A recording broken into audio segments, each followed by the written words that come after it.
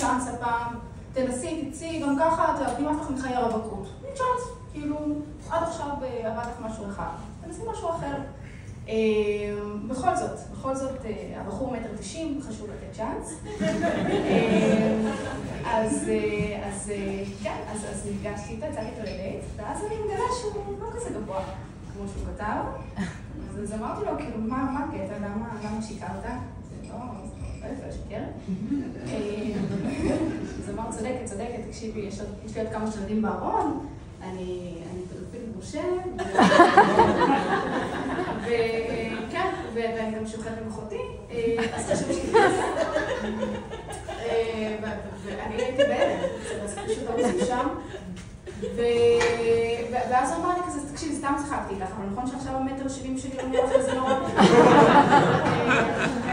בסוף שכבנו כי יש לו חוש הומור.